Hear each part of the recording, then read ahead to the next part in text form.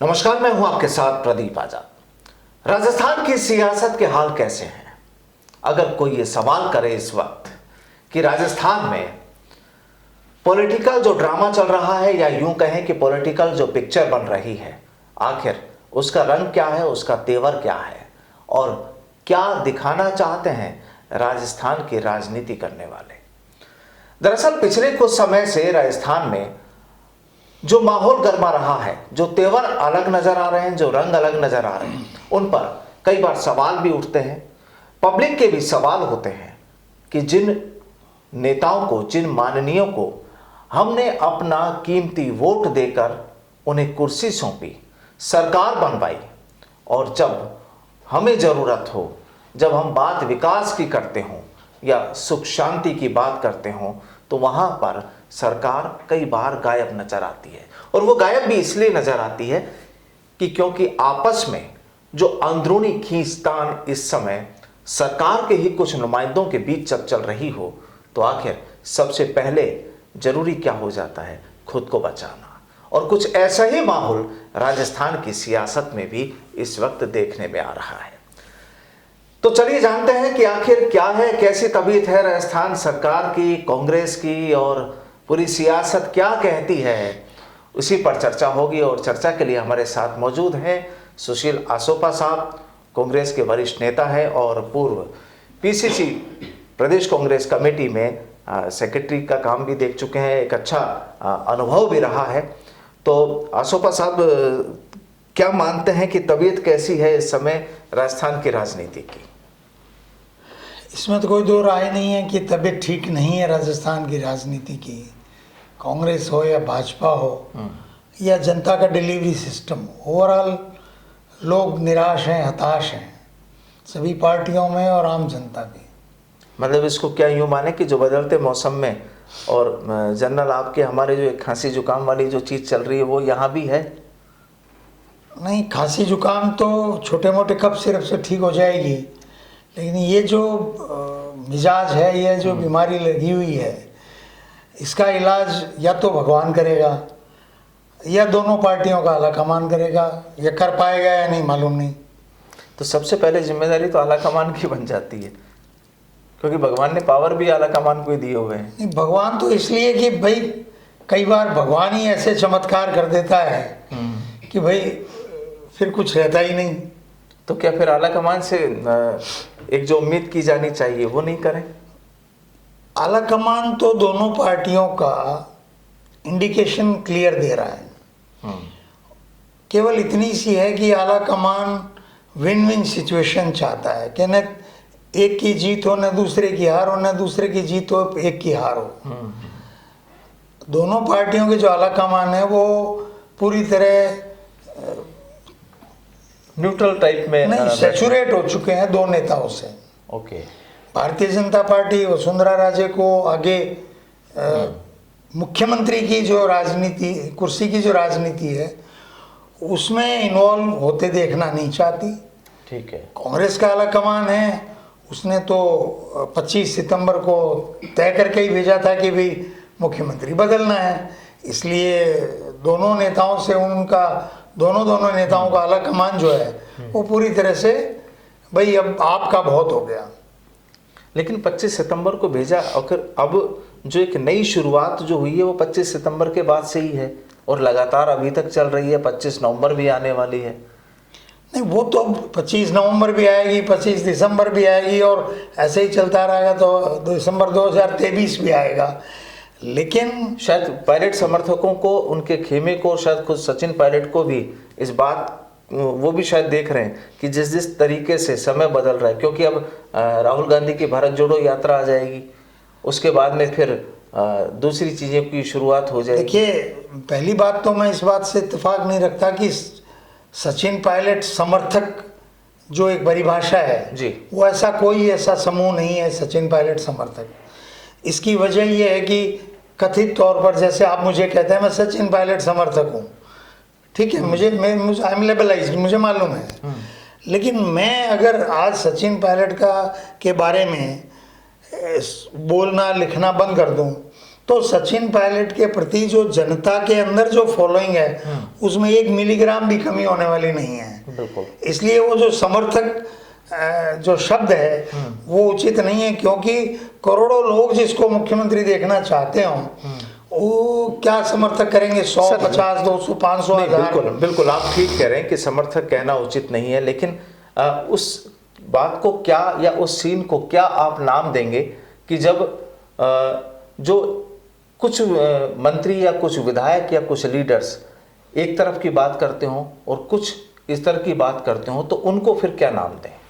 अब वो तो ये जो खेमेबाजी का जो खुलेपन में आने का जो दौर है जी, वो मैंने आपको बताया कि वो आला कमान की जो वो समस्याएं हैं, ये 2 महान सज्जन और देवी जी, वो उनकी ही देन है, क्योंकि वो अपना स्थान छोड़ने के लिए खुशी खुशी तैयार नहीं है। इसलिए वो एक जिसके पास पावर है, जैसे वसुंधरा जी ने कर रखा है कि मेरे पास जनता है, तो वो सब मैनेज्ड है। जिन्होंने 2003 से वो टिकट बांट रही हैं, हर जिले में ऐसे लोग हो ही जाते हैं बिल्कुल कि भाई ठीक है।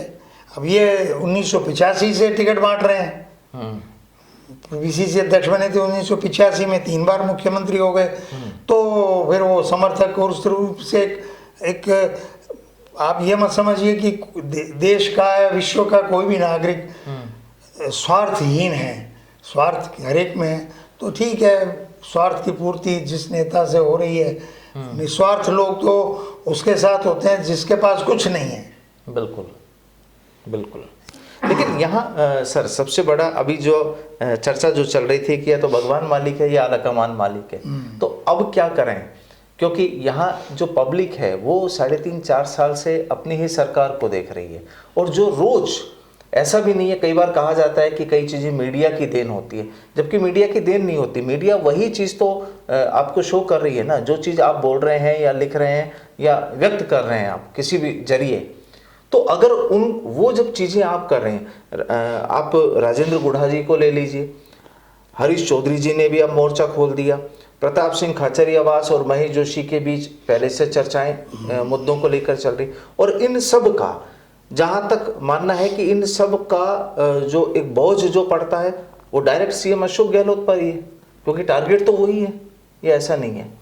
अब ये तो खैर उनको मुख्यमंत्री जी को खुद को देखना है कि उनके मंत्री जो हैं वो कौन कौन सी बात कब कब कह रहे हैं और उसको किस तरह से नियंत्रण में करना है। क्योंकि अब इसमें मैं तो कभी विधायक भी नहीं रहा हूँ, इसलिए मैं तो नहीं कह सकता कि इसको कैसे टैकल किया जाता है, पर वो जो इतने अनुभवी हैं वो इसको टैकल करें या होने दे रहे हैं, ये तो किसको पता है, कोई नहीं जानता कि ये सब क्या है। लेकिन अगर हम एक आम नागरिक, एक राजस्थान के नागरिक के तौर पर भी सोचें, हम एक वोटर के तौर पर भी सोचें, अपनी सरकार के प्रति भी सोचते हैं, और जब वहाँ पर इस तरह की चीज़ें बनती हैं, हालांकि गोविंद सिंह डोटासरा भी सीधे तौर पर कह चुके कि भाई इस तरह की बयानबाजियों करने वालों पर हमारी नज़र है, वक्त का इंतज़ार है, जैसे वक्त आएगा हम करेंगे।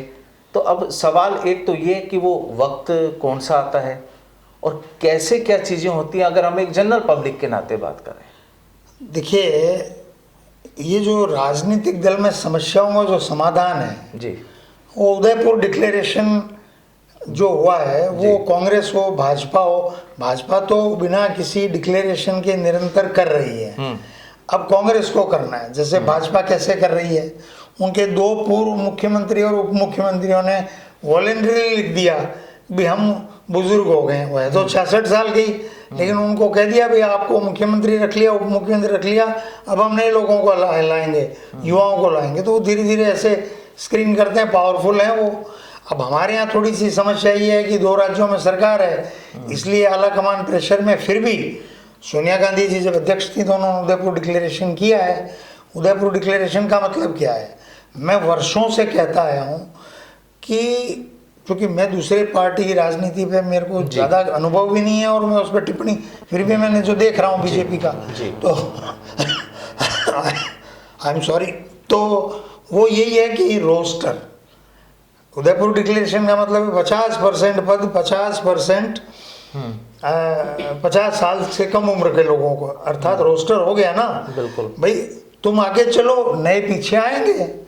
तो ये रोस्टर प्रणाली जिस पार्टी में नहीं होगी वो पार्टी को इन समस्याओं का से रूबरू रहना ही पड़ेगा। और यहाँ भी कांग्रेस में भी ऐसा ही हो रहा है। नहीं, कांग्रेस की बात कर रहा हूँ, भाजपा में तो आप, मैंने आपको पहले भी एक दिन कहा था कि आप, I am 63 years old, I don't know कि मैं 25 साल बाद इस तरह से बात करने की स्थिति में होऊंगा क्या। लेट अस होप में होऊंगा तो अपन याद रखेंगे दोनों, दुआ करते हैं, बिल्कुल दुआ करते हैं। लेकिन ऐसा हो, मैं आपको बता रहा हूँ कि 25 साल बाद का भाजपा का प्रधानमंत्री उम्मीदवार तेजस्वी सूर्या है, उसको वो ग्रूम कर रहे हैं, अनुराग ठाकुर को ग्रूम कर रहे हैं, सतीश पूनिया को ग्रूम कर रहे हैं, ये क्या नाम है, गजेंद्र सिंह शेखावत को ग्रूम कर रहे हैं।